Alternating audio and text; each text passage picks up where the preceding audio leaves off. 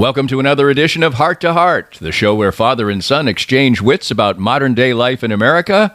Regular guest appearances should leave you laughing and shaking your head. Buckle up. Here we go.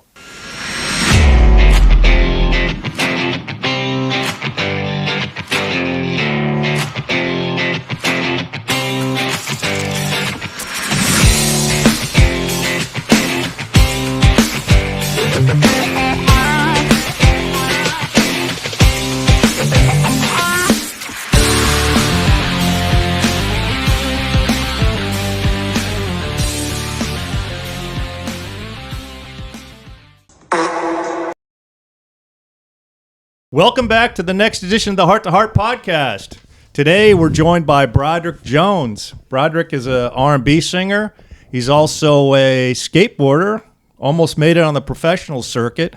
He's going to tell us a little bit about that today, so that's going to be interesting and fun.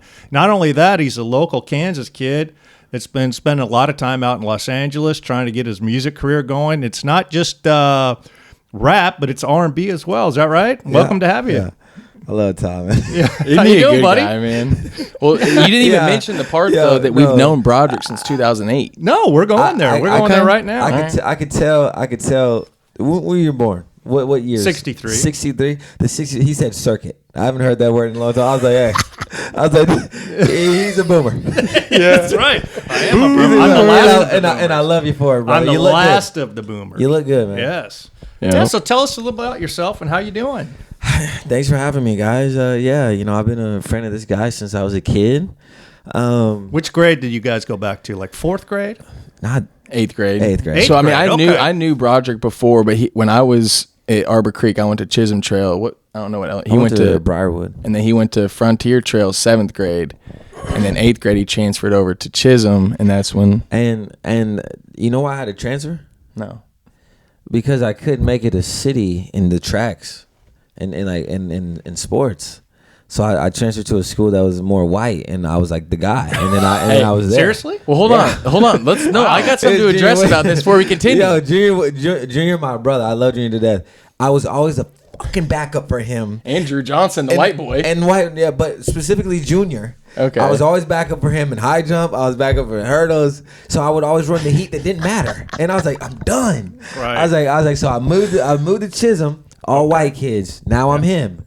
We'll get to some of that later. Okay, but we want to talk about what you're doing now. So let's talk about, first of all, before we get to your music that you're doing, talk about skateboarding and how you got into skateboarding and how far you got and a little bit about that. I mean, I was skateboarding, I feel, taught me a lot of, reasons why I am who I am today. Like it taught me like adversity, consistency, perseverance. But yeah, I mean, I wish I could have gone pro, but I don't think I was ever that good to go pro. Right. But I was definitely like sponsored. I had like, shout out to Dylan at Studio, my guy, Ride Forever, Dylan, love you for life. He'd always look after me. I got flowed from DGK, Supra, So you were pretty good, obviously, then, and yeah.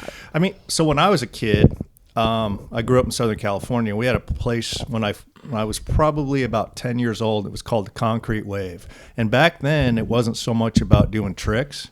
It was more like a surfing kind of a thing. Yeah. So you'd kind of go down the ramps and you'd come up and you'd like ride the flow, a little bit, yeah. And so nowadays the skateboarding is completely different, and it's something that. It seems like it doesn't last as long because you're doing a trick, and if something happens, and you got to start over again. Yeah, it's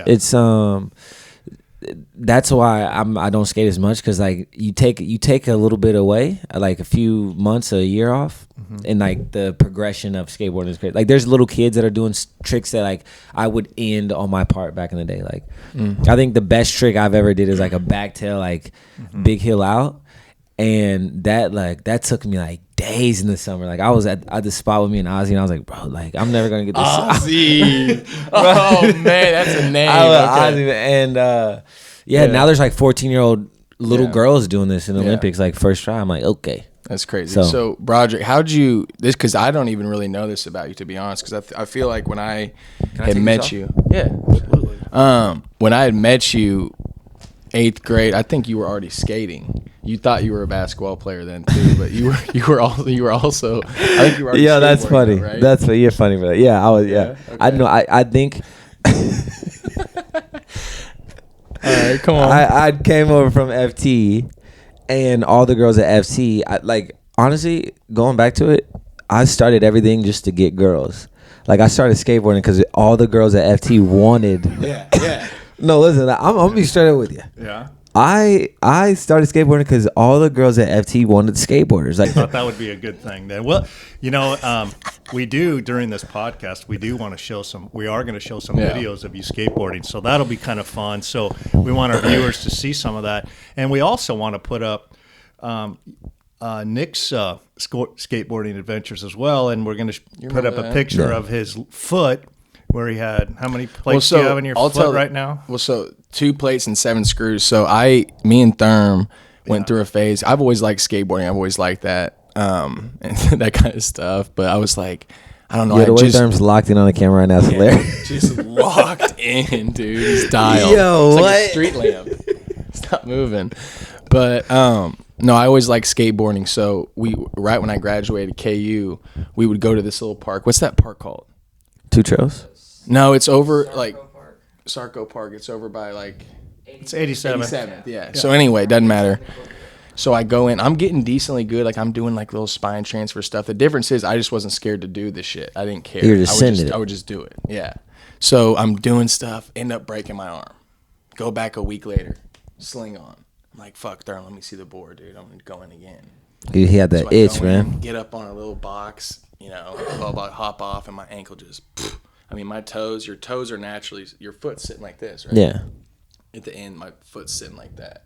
You could have spun it around like a helicopter. So the worst thing for me wasn't, I was at home and like he said, he just got out of school and he was supposed to start a job the very next day. No, it was like next week. No. but It was essentially. it was 2 days Whatever, away, yeah. maybe. And he had a really good job that he had lined up and he already was going to go with the sling. And so he calls and says this is going on with his foot. So he had to never take that position. And so skateboarding, I think, Just imagine what you could have been at that position, man. Well, if you no, would've it took actually the worked job. out great. So 5 months go by, I can't walk still, staying here. And he's calling, one day he's like, dude, my dad's like, dude, you're being a pussy. You need to get up. You need to go do something. I'm like, I can't walk. What am I going to go do? I can't walk.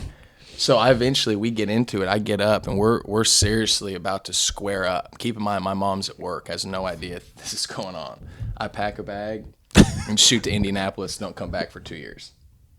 Wait, how old were you? 19, 20. no, you 20, no, sorry, Yeah. 21, 22. Yeah. Yo, why am I thinking in my head you're 13 and a half? right. So I'm like, what? You backed up? I You remember this? was like, you backed up with it. This is after I graduated from KU. But anyway, long story short. Mentally, Yeah. 13 and a half. Absolutely. Yeah. But long story short, skateboarding, I'll just stick to the hockey, the other sports, skateboarding.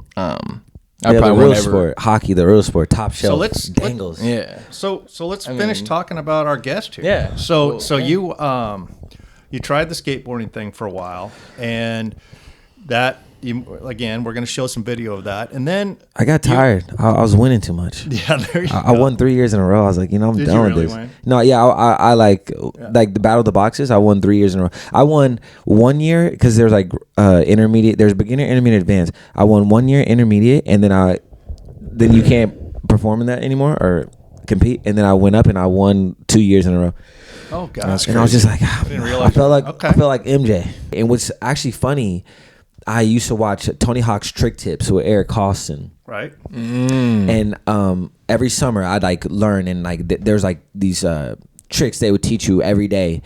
And anywho, I ended up meeting Tony Hawk in music, and he was in one of our music videos with Andrew Lovegren. my brother. Shout out Arbor Creek, Chisholm Trail, and Lathe Northwest. I've known Andrew Lovegren since 2003.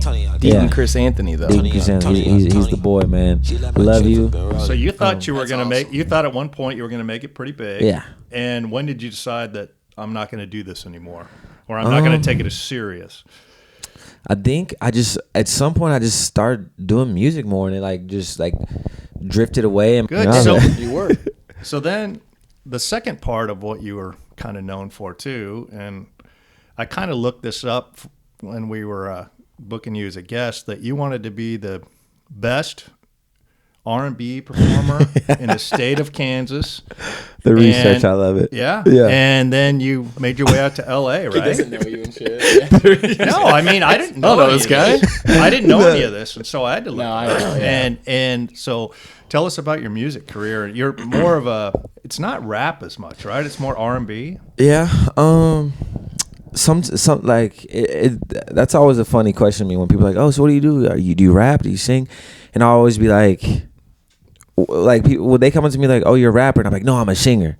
And then when people call me a singer, I'm like, nah, I'm a rapper. Yeah. It's like I want to do it all. Like, so like Diverse. whatever I'm feeling is what I'll make. But yeah, musician, really singer songwriter probably. Right. But no, yeah, I love making music. I've always did it, even back in like, I feel like in elementary, I wanted to be a singer. I remember in 4th grade, there was like a talent show at the school, and I was like, and American Idol had just came out, and me and my sister were gonna do like one of the songs off American Idol, and we're like practicing for like hours in the living room, and then the time came to sign up. I was like, I'm not fucking doing that. I was like, I'm not Too scared or too something? scared. Yeah. Like, Yep. and then I just put that aside, and then I found skateboarding after that. And then I met Rashid in 10th grade, and that's when life really changed. I was like his hype man for like years, all through high school. We opened up for Vanilla Ice, MGK, Mac Miller. Yep.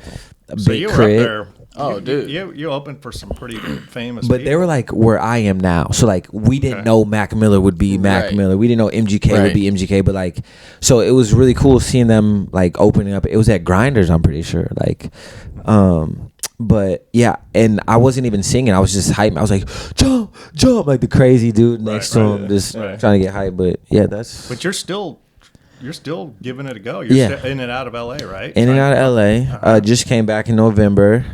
Was out there back and forth like 2018.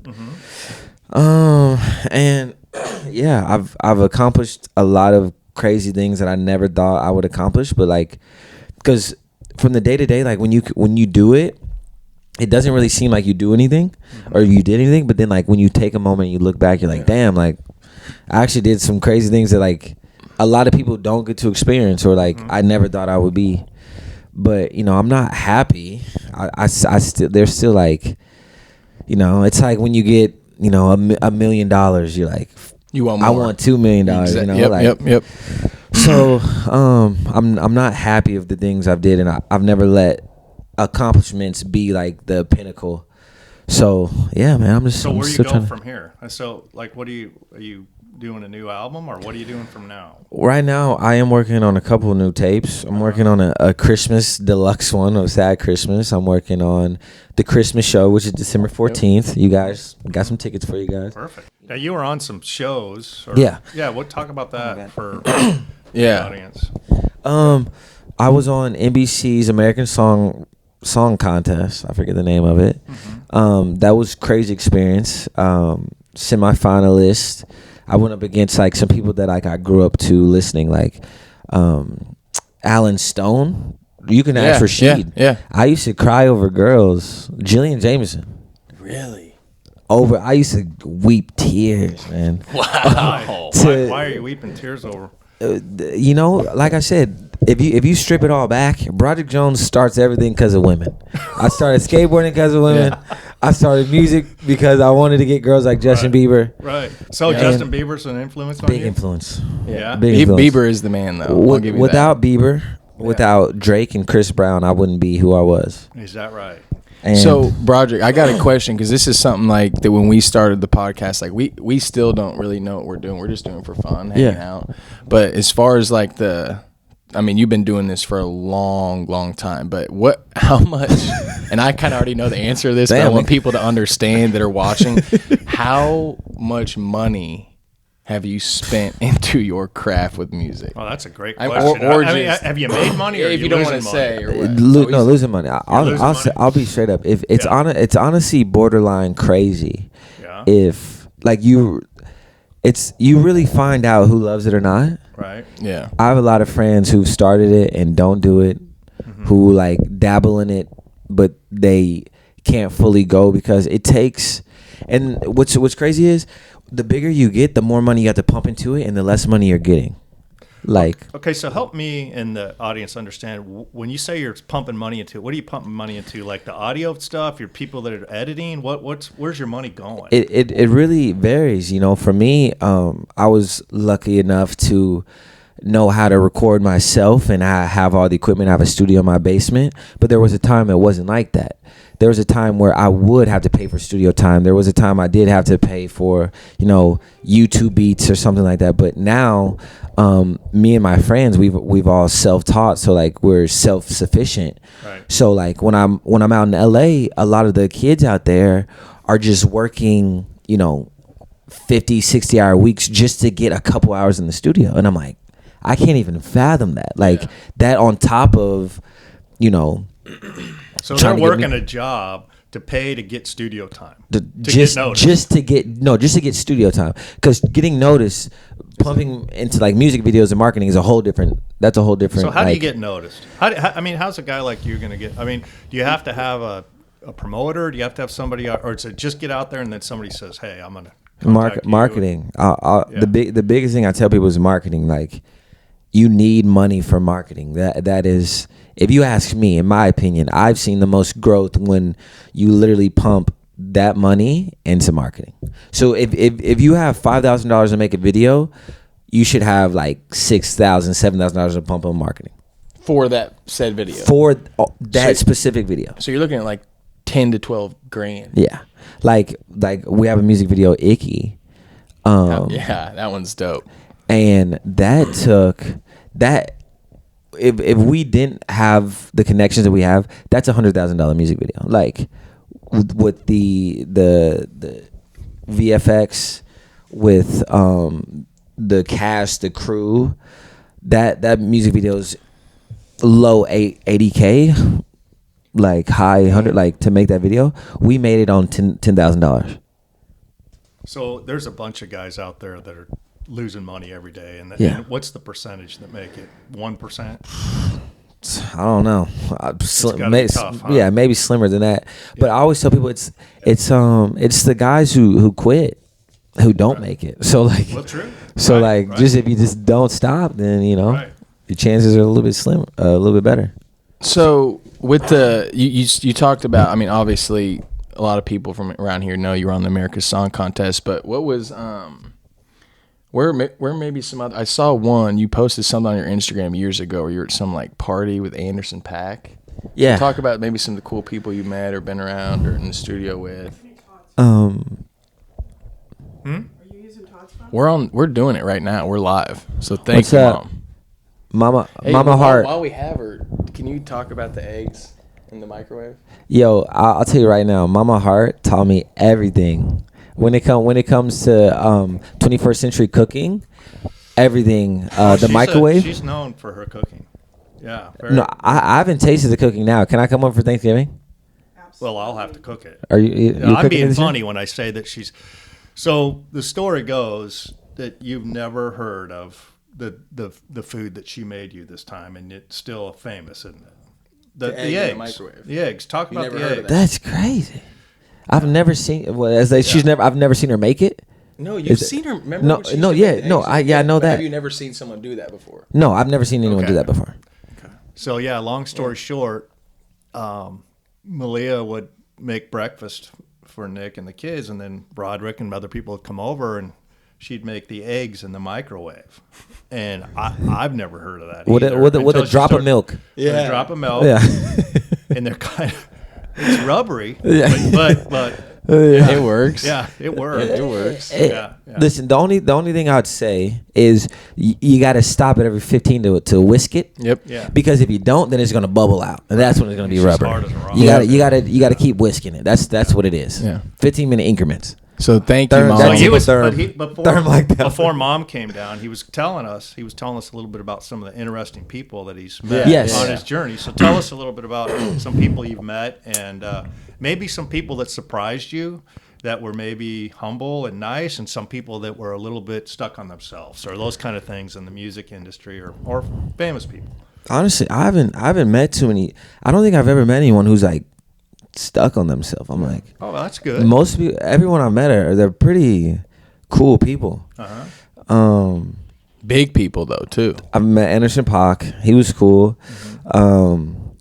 That was at I forget where that was at. I think like the Rockstar party or whatever it was. In LA, when you get like a PR person, they just get you. They just want to get you out everywhere. So like, I had a PR lady for a little bit, and yeah, she was just getting me in every door and every party and stuff. And I was like, what? I was just like around. Like I was with Drake's dad.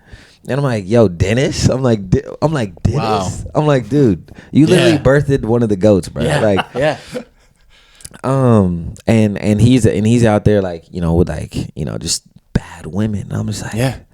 yo, like, what's it like? Like, Back to the women project. It's Back like, to the God, women. No, So- back- I'll do what Drake's dad Your is doing. like, inspiration is just about the women. no, That's listen, it, right? that's how it started. What's more important, the That's women or the money?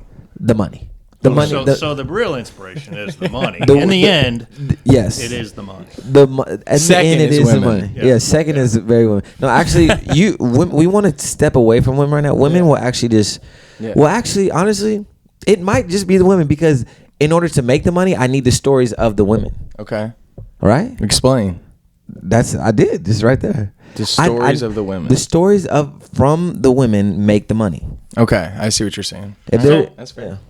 So let's just transition real quick. Being a Kansas kid, growing Yeah. up out here, how's life different here than it is in Los Angeles? I mean, out here is very slow. You can hear crickets. You can hear like the world around you.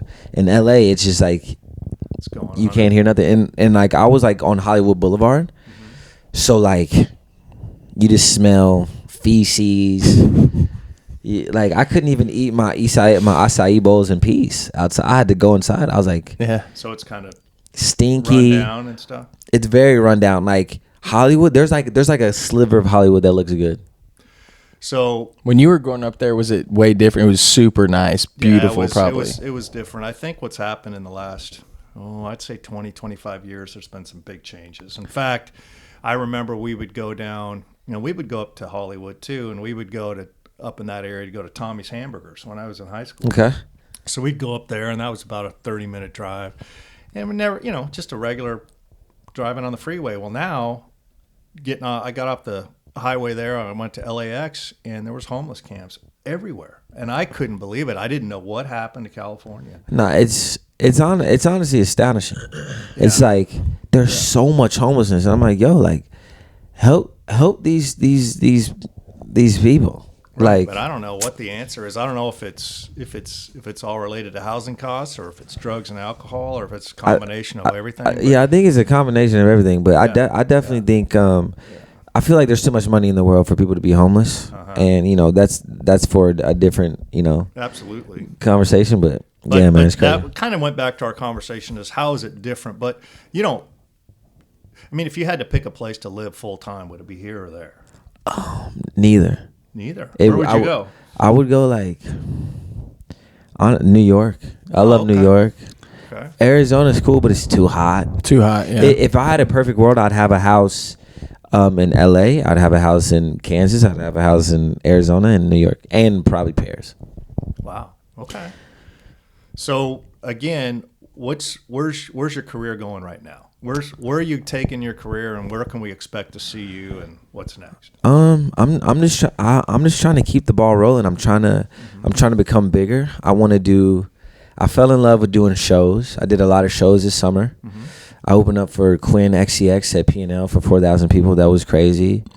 I did Boulevardia for the first year. I was trying to get in Boulevardia for like the last 4 or 5 years. What else did I do? How much do those gigs pay? Uh-oh. As a sore subject, not enough. Goes back to like what we make. Like, Yeah. tell you right now. And this is where the music industry is like sort of like, I don't know if I'm like should be spilling on that. Who cares? I don't care. Like, it's like the music industry is like, if you're not a big name, like you get pennies, and that's why it's so difficult for people to maintain and sustain doing music. Like the average ticket for that Quinn 92 show was $100. I think $150 to $200 was like a general admission. I got paid $200 to perform for that show. And how many people showed up? You said 4,000 people. That was it, huh? That's it. But it's really not about the money so much right now. It's like you said, getting noticed, Yeah, right? and Well, you've done a good job of that, though. I mean, like, let's not, you know what I mean? You've done a good. Right. You got a lot of followers on Instagram. A lot of.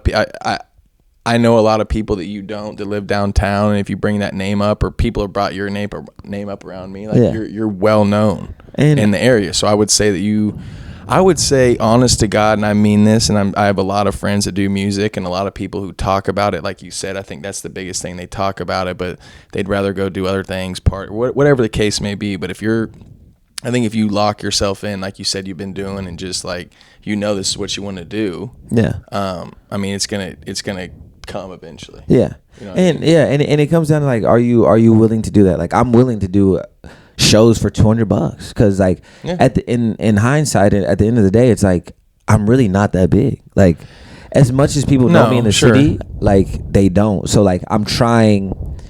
I'm willing to do whatever it takes to become more known. And if that's if that's doing shows for free, like I've spent lots of money to go do shows, and like haven't got paid a penny, and like I spent like $300-400 to get, like, I did a show in Chicago. So you actually have to pay to do those shows. Yeah. Wow, I didn't realize that. Yeah, okay. and most times out of 10, most times out of not, a lot of artists are paying to do those shows. Like, if you see artists on a show, they probably paid if they're. A lot of it's a facade too, isn't it? Yeah. So, like, especially with the rap culture and things, Oh, you yeah. see, like in the music video, a lot of that isn't what it always seems to be. I mean, I think that's where people like someone like us we're not in that, or if, you know what I mean, you're not around it. You don't.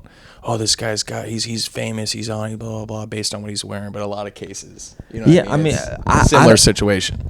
There's definitely people out there who fake it, and it just depends on like what type of artist you are. Like, are you willing to show that or not? Like I feel like I've always tried to hold myself like relatable. Like I'm like, I don't fake anything. Like, nope. I'm not flashy. I don't wear like lots of chains and stuff. I'm a super like demure guy. Yeah. And yeah, so I mean, this just depends on what type of person you are. So let's take a quick break, and during this break, we're going to show a couple videos, and hopefully you'll get to see the talents that he's talking about. We'll be right back after this. Thank you. More of this great edition of Heart to Heart right after this. Tell me that you love me. Is there someone else above me? If the waves are crashing down, would you let me drown? 'Cause I don't feel so lucky. Tell me that you love me. Was it worth the money? Always going back and forth, but what's it for? You don't trust me. Hands up. 1, 2, 3, turn up. AC, make some more noise. Tell me that you love me.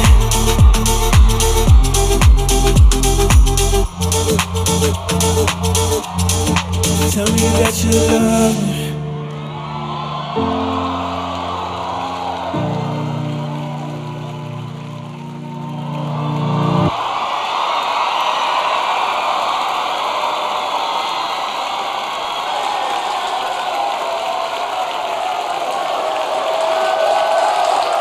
Are you or someone you know experiencing issues obtaining vehicle title and registration information? Hi, Todd Hart here from the Heart to Heart podcast. We're excited to team up with the JG Title Company. JG Title Company serves large commercial accounts in all 50 states. They will also work with the general public to help you obtain replacement titles and registration for your personal vehicles. With all the newest technologies on the market, JG Title allows large companies and individuals to access title and registration information without the large time investment and burdensome requirements. If you or someone you know is having vehicle title and registration problems, please contact JG Title at 913-228-0333 or visit their website on the screen. If you'd like to join these and other great sponsors on one of Kansas City's fastest growing podcasts, contact us at kansashearts@sbcglobal.net. That's Kansas, HARTS, at sbcglobal.net. So one of the questions that I had is, I've heard that you don't drink, you don't smoke, you don't do anything like that. I mean, to me, I think that is, especially in today's society where everybody does everything, and for you to be doing that, I mean, tell us a little bit about that. I think that's an inspiration to others. You know, that was true at a moment. Right. There was a time that was true. I definitely have, I'm not going to force you to turn up alone now. So I'll definitely, sip. I'll so you'll have a sipper every once in a while. I'll sip, and the occasion's right, but like I'm not like, you won't catch me at a happy hour, just And why is that? Is it more about you want to maintain a fitness level, or what is it that what you just don't like the taste, or what is it? Health. I mean, is it not putting bad stuff in? I guess. As I become more coherent on like your bodies and health and stuff, it just like adds to it. But like I wasn't like, oh, I'm trying to be healthy, don't drink. It was just like I never thought I needed any of that stuff to like, and I would hear stories about my friends like, oh, I blacked out. I'm like, yo, I want to remember what I did last night. So I think a lot of times too, like you hear a lot. So I have friends that are the same way too, that have seen, whether it's like a family member or a friend who's kind of like, they learn what to do based on what these people were, see what I'm saying? What not to do based on what these people were doing too. So I'm sure that you've experienced that too. I see a lot of stuff, and I'm just like, I don't want that to be me. So that's a good thing. So when you are out in Los Angeles and you're doing some of your music stuff, and I'm sure you're around that party scene, you just kind of fake it, or what do you do? Walk around with like a water, and you're not faking it though. You're faking about it. Okay. That's definitely a thing. Like, there's a different type of confidence you have when you walk around nothing, when you have a cup in your hand. So I'll order just like a ice water, right, and walk around, and people just assume, that I'm sipping, and I'm just like, vibes are cool. So be just completely transparent here. What are the odds that you're going to get a hit and it's going to make it big? So it's very, very difficult, very small, or I mean, I know you're very confident. Yeah. But what are the odds it's going to happen? I think I would love to think the odds are every time I drop a song, I think it's gonna be it, Right. But the more I am in music, I realize that it's like a lot of marketing. It's a lot of hits aren't just the fastest man will never be seen if he never races. Yeah. So basically, you're not giving up. You're gonna keep working and working and working until it happens, right? Yeah. But to your point of if I have money to pump into it, it's only as big as like the money that you have to pump into it. Like all the songs that have blown up for me, the ones that have millions, hundreds of thousands, those are all marketed. I sold a lot of my songs off to independent labels, and FaceTime, that's signed to the Orchard. Pokemon, that's signed to some I forget the name, that's overseas. What other ones? Like, and then you can see the ones that aren't, that I dropped myself. There's a big difference. They have money to market it, and that's just how the game is. Yeah. So has there been times where, because it's like, so I saw this video of Matt Rife, the comedian. So he was like, he had been doing the stand-up comedy stuff for like 10, 11 years. And I guess he got to the point where he was making like $40, $50, maybe $55,000 a year. So that's probably him doing shows every night, weekly, every night. Yeah, I don't know. Anyways, I saw he was interviewed by Dave Portnoy, and he said he went his 11th year. He had told all his buddies, like, dude, I just don't know. I think that I'm about to hang the cleats up. I think I've done this for so long, it hasn't happened. Well, he continued to do it. Went to another show and ended up meeting this guy. I don't know who it was, blah, blah, blah. But essentially, he went from making $45,000 in this year. I think it was like, I don't know when it was. The next year, he got a $25 million contract. So what I'm getting at is, you don't look at, you're not worried about, okay, where I'm at right now. You're not giving up. In other words, you see the vision through. I mean, is it hard some days though? For sure. I'm human. Yeah. And it's very difficult trying to, persevere, but I feel like it's difficult in any job you choose. Like, I have friends that, work regular jobs and they don't want to wake up either. Like, Yeah. so at the end of the day, I feel like everyone's the same, but maybe it's a little bit harder on the independent or the people who work for themselves, because it's like there's no guarantee. That's what I was gonna say. Yeah. There's no safety net. But yeah, man, I just I'm it's how much are you willing to like eat dirt? I love Gary Vee. I used to watch Gary Vee all the time, and he would always say, "Are you willing to eat dirt? Like, do you really want it?" And I really want it. So I mean, I can't speak for others, but for me personally, like, and I've did this for so long now, I don't even know what I'd do if I. So you're big in the music, but have you ever thought about career in acting or any of those kind of things? Because I think you would probably do a pretty good job in that. I mean, but that's probably just as hard to break into as well, I would say. Yeah, and me specifically, like, I do a lot of things. So like, I'm always like, people, they always comment like it's side missions and stuff when I post, but like, I love acting. Like, when it's all said and done, I would love to be an actor, and I would love to act in movies. And if you look at my music videos, a lot of my music videos are like short films. Like, I try to make my music videos like that so I can like have that sense of like acting in it. What's your best music video? The one that you think really? What do you want? Our intention is to show a couple of these during this podcast. So which one would you really want out there for the audience? It's called "What Do You Want?" What do you want? Yeah. Oh, okay. At first I was like, I don't know, shit. Yeah. No, yeah, it's called "What Do You Want?" and it's I loved Thriller from MJ, and I just loved how it felt and how it looks, and I love The Goonies. That's one of my favorite movies. Hey, Mikey, gotta go to the bathroom, bro. It's like I just love the nostalgic juvenile movies that are like friendship, and they're on a journey together. And that music video is a mix of Thriller, The Goonies, and It. Oh, okay. And I have all the broskies in it, and it's super dope. And yeah, I think that's my. Where'd you make that one? Out here? Or? Yeah, I actually made it out here around this time last year. Oh, wow. Okay, great. So we're going to definitely show that one. Oh, yeah, it's definitely a great watch. And then when was your best skateboarding performance that you want us to put out there for our audience? It's called Lamar Jones 8-Stack. I used to go by Lamar. Like, you used to go by Lamar. So if people are going to look you up, it's multiple Lamar. different names. L.A. Mar Poppy. That was the name. Right. But, so we're gonna put that one up as well. All right. So Broderick, before we wrap up, is there anything you'd like our audience to know? You got anything coming up that you'd like them to tune in on? December 14th. December 14th, I will be doing the Christmas show, and it's going to be at the Audi car dealership in the showroom off of 67th. Okay. Audi Shawnee Mission, and it's going to be a good time. Only 100 tickets, so we're going to keep it super intimate.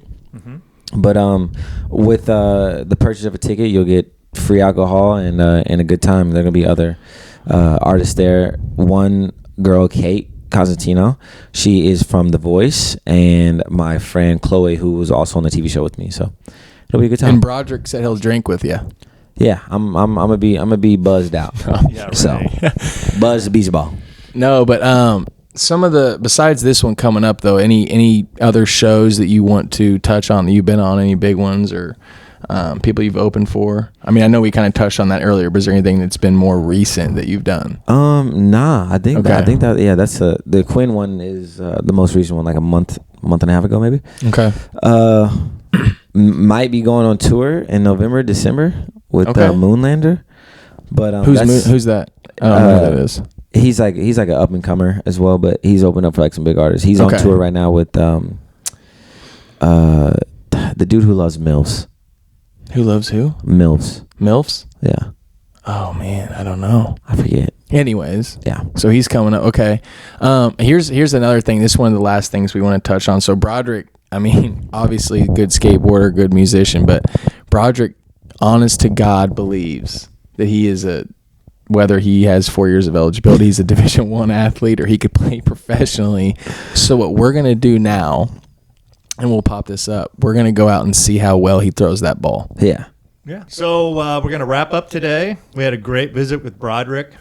Be sure and watch the different videos that we're going to put up, and we're going to go do some stuff right now. And again, thank you everybody for joining us on the Heart to Heart podcast. JG. Heart to heart. See you JG. next time. GG's. Take W's care. in the chat. Oh, Broderick Jones. Don't gonna forget the boy. run that one back. Go, Roger. W's in the chat. Don't forget the boy. You dig? Nick Hart, top baby. Let's go. Thank you, man. All right. Broderick Jones, YouTube University.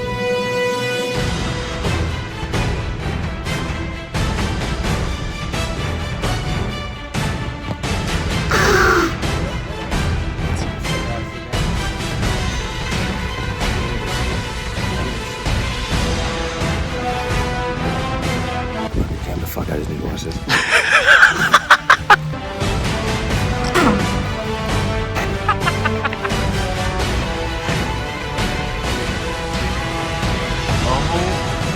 Broderick, tell us something.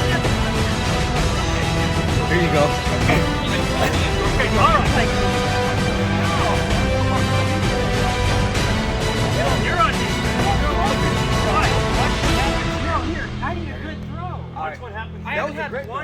No.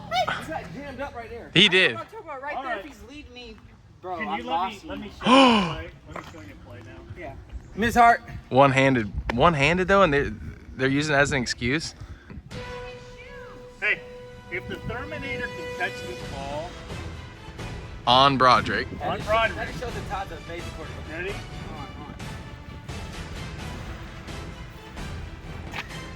Darren's really bad. Darren's really bad to try right now. And I'm like, Cook him. Yeah. That was the best play I've ever heard in my life. right? I don't know what I'm gonna do, but throw it to me when I'm open. He said that.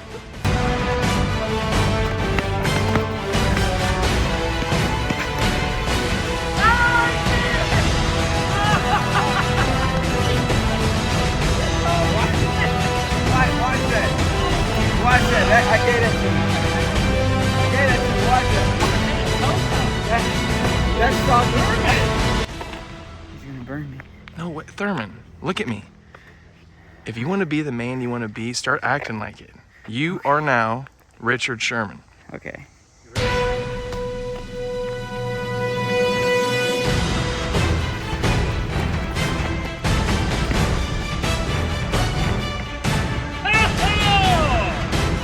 That was easy enough. You have to be an educated receiver to know if you got me sacked like that to stop and he's gonna put it right there. You wouldn't do that.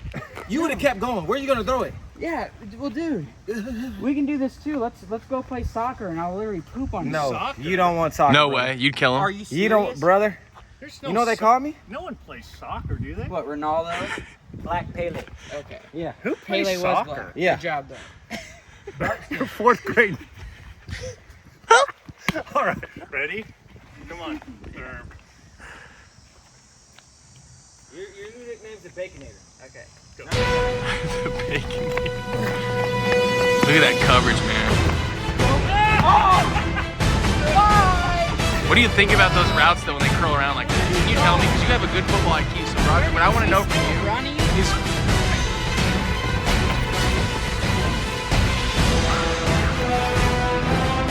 is it just easy? I mean, dude, Look at him. look at Look the at throws he's getting. We're I gonna can't put even on get ball. happy. We're gonna no. Okay, Give your me turn one. now. Yeah, give me one of those throws. I can't even get happy. We hope you enjoyed the latest edition of Heart to Heart. Can't get enough? Rush right back next time for something fresh and new.